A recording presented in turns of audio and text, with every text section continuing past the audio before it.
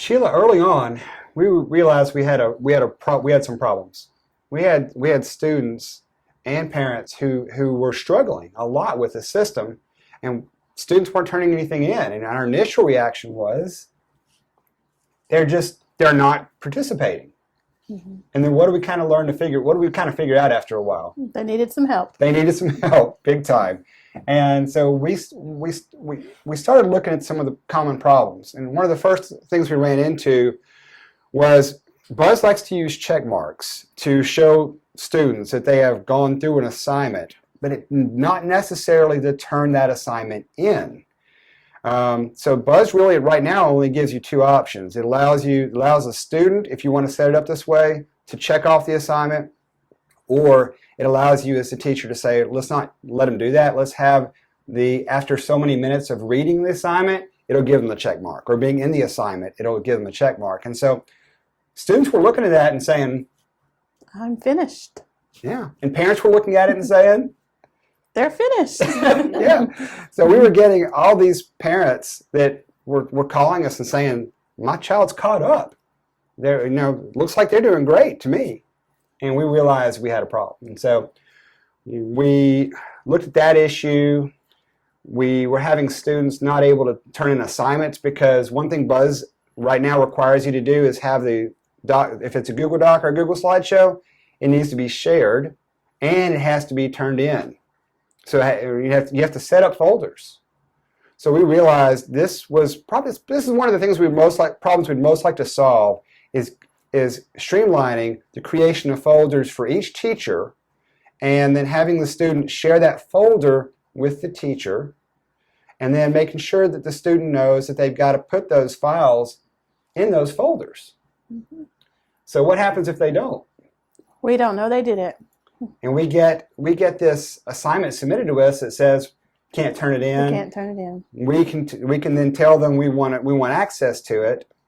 And from there, the students were they were giving us file by file permission, and the students don't know to check it. It becomes a problem. So to make the point, you have to go through with your new students and say, let's set these folders up. They've got to be done. If that's not done, you're going to have trouble with any kind of assignments being submitted that's Google related.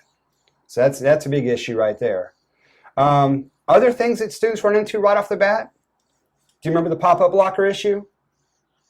Do you remember just going through that? Students would try to turn stuff in, and there's a pop-up blocker that's kind of built into a lot of programs, and Buzz is one of them. And so the browser immediately says, hey, something's trying to get access to your documents. You've got to walk through that, or they won't be able to turn it in. So those are two little things that are just huge that students won't be able to turn in Google Docs, which is a major way that students do assignments. Mm-hmm. So we have those issues. What else do we have? I think that's pretty much all I can think of as far as that goes, but how can we started using a program called Cami. What do we do with that? A lot of the documents, when you download them, they download as a Word document. And the students that we had Chromebooks, and so they didn't have access to Microsoft Office. So they had to have a way to be able to change those documents and work with them. So we put them in Cami, and they were able to make the needed adjustments to the document and answer the questions, and then they were able to submit that to us that way. And Buzz, it's such, what we're talking about here is that these PDFs are basically PDFs. Cami will let you open a PDF and enter text and put in lines and whatever else you want to put into, and it really works well. We're hoping Buzz comes up with a solution for that for next year, but if not, Cami, K-A-M-I, was a Google extension that was very useful, but you have to train. You have to show the students how to use it. So almost always, the assignments will give the option to download as a PDF, but sometimes they'll also let you download as a Word document. And so for students who are older, if you have students with laptops, that'll be an issue where they may want to use the Word doc as a Word document. And it tends to do better with a Word document than as a Google document. I would stay away from students trying to open up things and work with like a PDF assignment in Google as a document, because it doesn't work right. It doesn't render right, and that'll be a dead end for you if you do that. So you want to stay away from that and learn some workarounds. In fact, Buzz has a little bit of a workaround inside its submission box.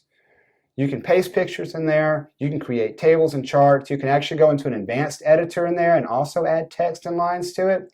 So that submission box is actually a pretty powerful tool.